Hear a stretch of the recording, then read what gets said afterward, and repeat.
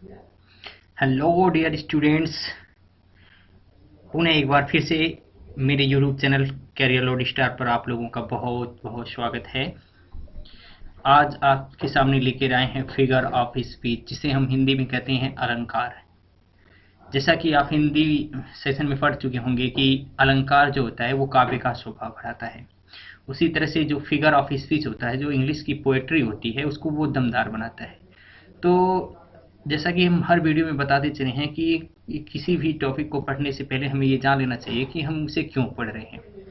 तो जो figure of speech है, ये जो उत्तर प्रदेश बोर्ड का इंग्लिश का जो 11वीं और 12वीं का सिलेबस है, उसमें जो फर्स्ट पेपर आता है, तो फर्स्ट पेपर में इससे जो है 4 अंक दिए जाते हैं, जिसमें आपके सामने जो है 3 फिगर ऑफ स्पीच रखे जाएंगे, जिसमें से किसी एक का आपको डेफिनेशन और उसके 2 एग्जाम्पल देने होते हैं। कुल टोटल 4 अंक जो है इससे आपको मिलता है। तो वैसे तो ये जो फिगर ऑफ स्पीच होता है, वैसे तो लगभग ये कुल मिला जुला करके 22 या 23 होते हैं, लेकिन हमें जो है, जो हमारा इंग्लिश इंटर का जो सिलेबस है, यानी 11वीं और जो 12वीं का सिलेबस है, इसमें आपको केवल 7 जो है फिगर ऑफ स्पीच पढ़ने होते हैं। तो हम ज़्यादा नहीं बल्कि केवल 7 पे ही डिस्कस करेंगे। तो देखते हैं फिगर ऑफ स्पीच क्या होता है, डेफिनेशन क्या होता है, इसके बारे में अच्छी तरह से समझते हैं। देखिए, आपके इस स्क्रीन पे दिखाया जा रहा है कि the figure of speech is a word or phrase that possesses a separate meaning from its literal definition। यानी जो फिगर ऑफ स्पीच है वो एक ऐसा शब्द होता है जो उसका जो साहित्यिक शब्द होता है उससे वो भिन्न होता है। मतलब शब्द का जो शाब्दिक अर्थ हो वो कुछ और जाएगा, और इसका जो भावात्मक अर्थ होता है वो कुछ और होता है, जिसे जिसका प्रयोग करके है जो पोएट्री होता है हमारा, उसको हम उसमें जान डालते हैं, कह सकते हैं। देखिए, जो फिगर ऑफ स्पीच होता है उसमें जो पहला फिगर स्पीच हमारे सामने है सिमली, जिसे हम हिंदी में कहते हैं उपमा अलंकार।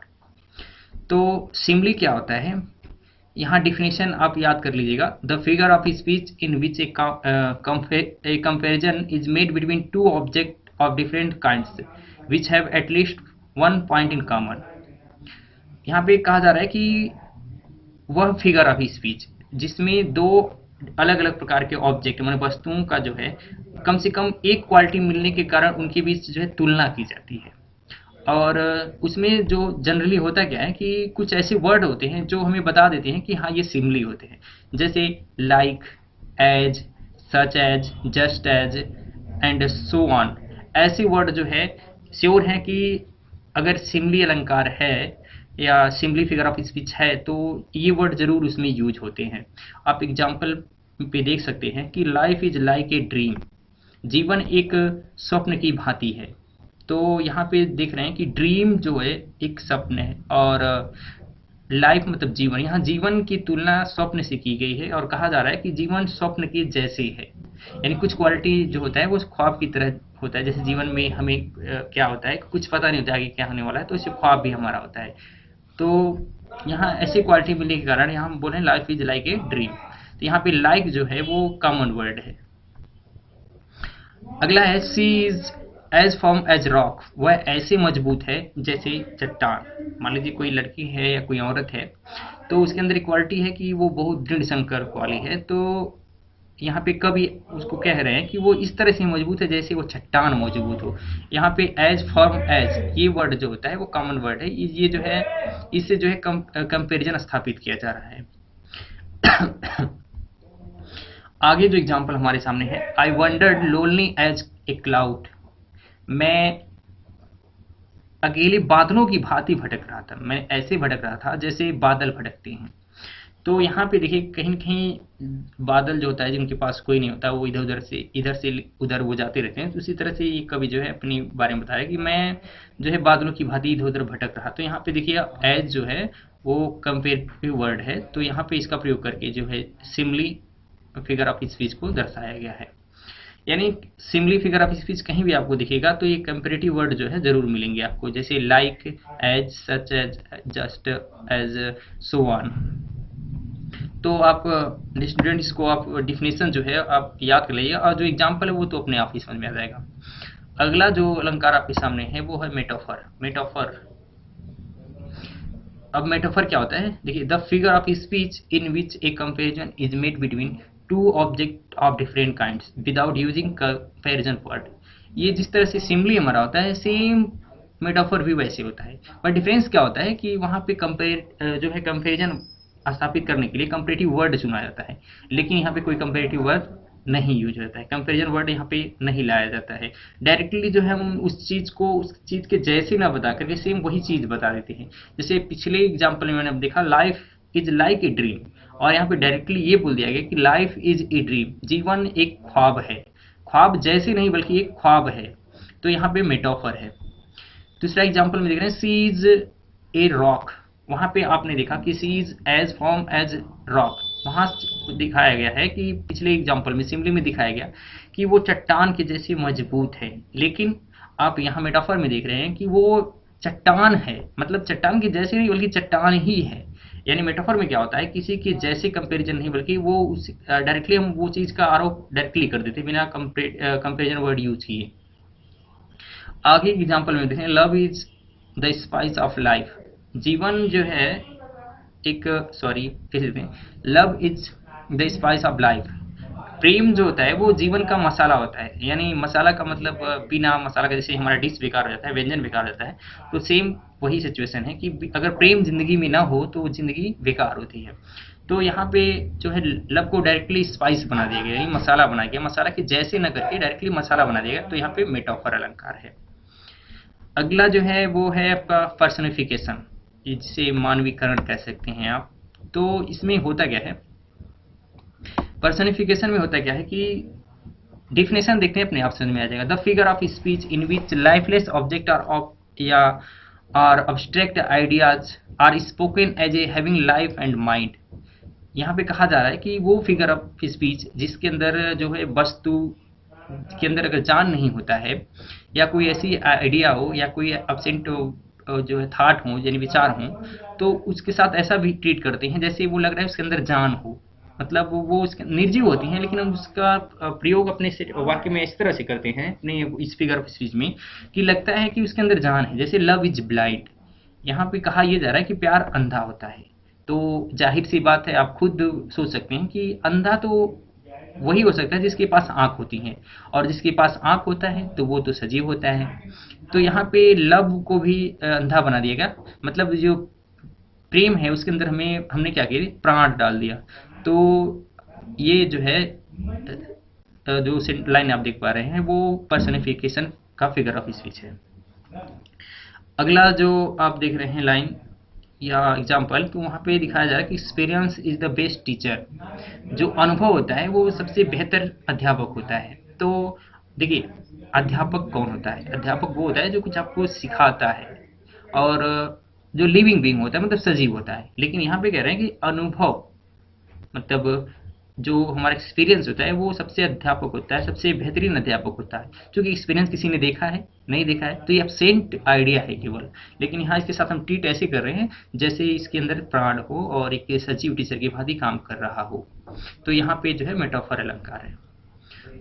अगला जो एग्जाम्पल है वहाँ कहा गया है, truth sit up on the lips of dying man, यानी मरते हुए आदमी के होठ पे हमेशा जो है सच्चाई बैठ जाती है, यानी मरता हुआ आदमी कभी झूठ नहीं बोलता है। तो अब आप खुद सोच सकते हैं बैठता कौन है, आके बैठेगा कौन, जिसके अंदर प्राण होगा, जिस सजीव होगा वही तो आके कहीं पे बैठ जाता है। लेकिन यहाँ कहा गया कि जो सत्य आके बैठ जाती है, मतलब सत्य के अंदर ऐसे ट्रीट कर रहे हैं जिस सत्य के अंदर प्राण हो और वो आए और होठ पे बैठ जाए। तो यहाँ पे भी जो भी फिगर ऑफ स्पीच है वो है पर्सोनिफिकेशन। तो इसका भी आप एग्जांपल, ये समझना बहुत ही आसान है। अगला जो हमारा अलंकार है हमारे सिलेबस में वो है अपस्ट्रोफ, जिसे हम संबोधन कह सकते हैं। The figure of speech in which we address a dead person, an animals, a things or absent idea as if it were alive and capable of understanding. मतलब ये होता है कि ऐसे फिगर ऑफ स्पीच में हम जो वो होता है कि कोई मरा हुआ कोई व्यक्ति हो, कोई जानवर हो जो प्रेजेंट ना हो, कोई वस्तु हो या कोई विचार हो, उसके साथ हम ऐसा ट्रीट करते हैं जैसे कि वो जिंदा हो और वो हम जो भी कह रहे हैं उसको वो हमारा सुन रहा हो। तो इस प्रकार का जो प्रयोग होता है तो वहाँ पे होता है अपस्ट्रोफ। जैसे आप एग्जाम्पल में देख सकते हैं कि ओ डेथ, मतलब हे मृत्यु, नहीं गांव में कहते हैं हाय रे मृत्यु। तो वहां पे उसे हम बोल के सुना नहीं सकते, लेकिन उसके लिए हम जो है अपना शब्द प्रयोग करते हैं। तो यहाँ पे जो इस सेंटेंस में आप देख रहे हैं कि O death where is thy sitting, मतलब हे प्राण, हे मृत्यु तुम कहाँ बैठे हो। आपने सुना होगा कि गांव के जो लोग बुजुर्ग होते हैं, जो जिनकी परिस्थिति बहुत ही खराब होती है, वो मरना चाहते हैं, तो वो कहते हैं कि हाय रे मृत्यु कहाँ खो गई हो, और सब लोग मरे जा रहे हैं और मेरे पास नहीं आ रही हो, तुम कहाँ बैठ गई हो। तो यहाँ पे मृत्यु जो है कोई सजीव पर्सन तो है नहीं जो तुम्हारा सुनेगा, लेकिन उसके लिए हम जो है वर्ड यूज करते हैं, वो होता है आपका अपस्ट्रोफ। अगले एग्जांपल में आपको देख सकते हैं कि O dear why have you left me alone in this world, कि मतलब हे प्रिय तुम मुझे इस संसार में अकेला क्यों छोड़ गए हो।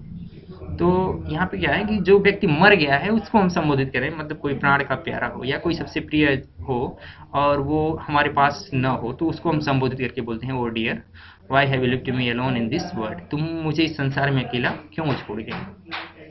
आगे ओ वर्ड, ओ टाइम, ओ लाइफ, नहीं कहते गाँव में हाय रे संसार, हाय रे समय, हाय रे जीवन, हाय रे जिंदगी। तो ये सारे वर्ड जो है आपके सामने दिख रहे हैं, इन सब में जो है अपस्ट्रोफी फिगर ऑफ स्पीच का प्रयोग किया गया है।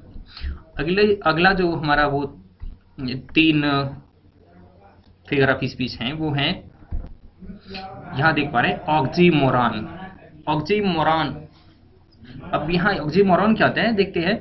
It is an association of two words or phrase having opposite meanings, यानी जब एक वाक्य में दो ऐसे शब्द रखे जाएं जो दोनों का जो मीनिंग होता है वो एक दूसरे के अपोजिट हो, मतलब एक दूसरे से अलग अलग हो, एक पॉजिटिव हो तो दूसरा नेगेटिव हो, तो इस जगह पे जो होता है वो होता है ऑक्सीमोरॉन फिगर ऑफ स्पीच।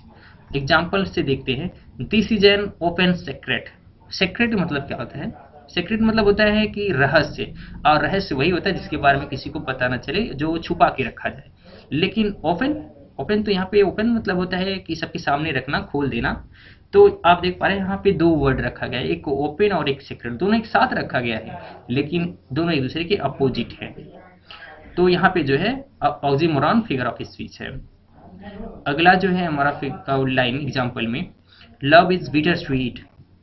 देखिए यहाँ पे प्रेम जो है वो एक कड़वी मिठाई है। भाई मिठाई तो है लेकिन वो कड़वी है। तो यहाँ पे बिटर कड़वा और मीठा दोनों जो है एक दूसरे के जो है अपोजिट वर्ड है। तो इस लाइन में जो है आपका फिगर स्पीच वो है ऑक्सीमोरॉन। अगला लाइन आपने देखा कि यहाँ पे लिखा है हैविंग नथिंग ही हैथ ऑल, उसके पास कुछ न होते हुए भी सब कुछ है। भाई कुछ नहीं है सब कुछ है, मतलब ये जो लाइन देख रहे हैं आप, इसमें दोनों में जो आपका सेंटेंस दिख रहा है दोनों एक दूसरे के अपोजिट है। तो यहाँ पे भी जो आपका फिगर ऑफ स्पीच बनता है वो होता है आपका ऑक्सीमोरॉन। अगला जो आपके सिलेबस में पढ़ना है आपको फिगर ऑफ स्पीच वो है हाइपरबोल, मतलब ज़्यादा बोल देना। हाइपर का मतलब ये होता है ज़्यादा ऊंचा, और बोल मीन्स तो आप समझ ही सकते हैं। तो आप डेफिनेशन से देखिए, the figure of speech in which things or person are represented as greater, better और वर्स, सॉरी यहाँ पे मिस्टेक हो गया है, वर्स है, worse than they actual are.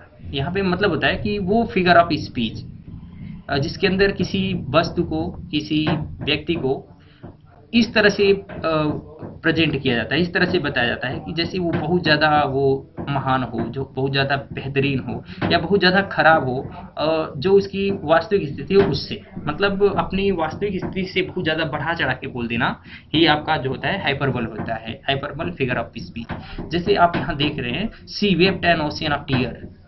अरे वाह, वो इस तरह से रोई, मतलब वो ऐसे रोती है जैसे वो समुद्र वो उसके आंसुओं से भर गया हो, यानी वो पूरा समुद्र आंखों से बहा दी। क्या ऐसा पॉसिबल है क्या? तो यहाँ पे बढ़ा चढ़ा के बोला गया ना, तो ये जो लाइन है आपका वो हाइपरबल फिगर ऑफ स्पीच का है, ताकि इस सेंटेंस में दम थोड़ा सा है। अगला सेंटेंस आप देखें, reverse of blood flowed in the battle field. वाह, अब इतना भी बढ़ा चढ़ा के कोई बोल देता है। यहाँ पे कहा गया कि जो युद्ध था, युद्ध स्थल था, जहाँ पे लड़ाइयाँ हो रही थी, वहाँ पे खून की नदियाँ बह रही थी। खून, इतने लोग थे कि मतलब खून की नदियाँ बहें। तो यहाँ पे भी कहीं न कहीं जाके बढ़ा चढ़ा के ज़्यादा बोल दिया गया है। तो ये भी हाइपरबोल फिगर ऑफ स्पीच का ही एक रूप है। आगे आप देख रहे हैं कि एग्जाम्पल में दे बिल्ड, आपका ये जो है हाई स्कूल का सिलेबस है, उसमें पोएट्री में ये है नेशन बिल्डर्स। तो उसमें एक लाइन है, they build nation pillars deep and lift them to the sky. यहाँ पे आप देख रहे हैं कि वो कोई व्यक्ति है, वो व्यक्ति जो महान होते हैं, ऐसा करके था उस लेसन में, जो महान होते हैं, जो अपने देश के लिए किसी भी परिस्थिति से लड़ने के लिए तैयार रहते हैं, वो अपने देश की का पिलर बनते हैं। पिलर का मतलब वो जिस पे वो देश टिका हो। तो ये भी कहीं न कहीं अतिशयोक्ति है, मतलब बढ़ा चढ़ा के बोला गया है। और आगे कहा गया है can lift them to the sky, और अपने देश को आकाश की तरफ उठा देते हैं, मतलब आकाश तक ले जाते हैं। तो यहाँ भी कहीं ज़्यादा बोल दिया गया है देश उनके लिए। तो ये भी जो लाइन है वो हाइपरबल फिगर ऑफ स्पीच का ही एक रूप है। आगे और लास्ट वाला जो आपको फिगर ऑफ स्पीच पढ़ना है वो है ओनोमोटोपिया, मतलब ओनोमोटोपिया मतलब कि एक ऐसा फिगर ऑफ स्पीच जो हमें केवल साउंड देता है, और साउंड से ही हम बता देते हैं कि मतलब ये क्या है, मतलब उसका अर्थ पता लगा देते हैं। जैसे यहाँ पे डिफिनेशन में है, the figure of speech in which the sound suggested it's meaning, यानी वह फिगर ऑफ स्पीच जिसके साउंड ही हमें बताते हैं कि इसका अर्थ क्या है। जैसे आप देख रहे हैं, the snake are hissing and the bees are buzzing. जो स्नेक होता है वो हिसिंग करता है, हिसिंग मतलब फुफकार मारता है। अगर हिसिंग वर्ड ही आ जाए तो हम समझ जाते हैं कि स्नेक की बात हो रही है। तो इसके साउंड से ही हम वो स्नेक के बारे में पता लगा लेते हैं। तो ये यहाँ पे जो है आपका ओनोमोटोपिया है। अगला है I babble and pebble. Babble होता है आपका जो बेबल का मतलब होता है बकवास करना है, यानी जब भी बेबल की बात आती है तो ये समझ आते हैं कि जो बात हो रही है वो नॉनसेंस वाली हो रही है, मतलब वो फालतू की बातें हो किए जा रहे हैं लोग। तो यहाँ पे भी आपका ओनोमोटोपिया है। द डॉग बार्क्स, कुत्ते भौंकते हैं। क्या बार्क इंसान के लिए होता है क्या? जब भी हम बार्क्स की बात करेंगे तो कहीं न कहीं हमारे माइंड में कुत्ते की जो है इमेज क्रिएट हो जाएगी। तो यहाँ पे उस आवाज़ से जो है उसके बारे में पता चला। तो जो आवाज़ होते हैं वही उस साउंड को जो है उस सेंस को रिप्रेजेंट करते हैं। तो ऐसे सेंटेंस जो है फिगर ऑफ स्पीच जो है वो ओनोमोटोपिया कहलाते हैं। तो डियर स्टूडेंट्स, ये रहा आपके साथ जो फिगर ऑफ स्पीच है जिनको आपको पढ़ना है। तो हालांकि अगर हम अब ज्ञान के दृष्टिकोण से देखें तो हमें ये सातों जो है एग्जाम्पल, जो सातों डेफिनेशन है ये याद होने चाहिए।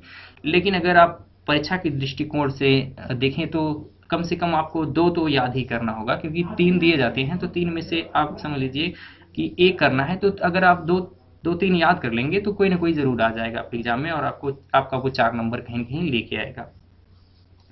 तो ये रहा आपका फिगर स्पीच ऑफ स्पीच, और मिलते हैं एक नई वीडियो के साथ अगले वीडियो लेक्चर में। तब तक के लिए बाय बाय। यदि हाँ, अगर आपने मेरा अभी तक वीडियो सब्सक्राइब नहीं किया तो प्लीज़ सब्सक्राइब ज़रूर कर दें। और जो बेल वाला, ये घंटा वाला जो होता है ना, क्या बोलते हैं इसको, आइकॉन्स, उसको दबा दें ताकि जो भी हम वीडियो बनाएं तो उसका जो नोटिफिकेशन सबसे पहले आप तक पहुंचे। तो ठीक है दोस्तों, बाय बाय।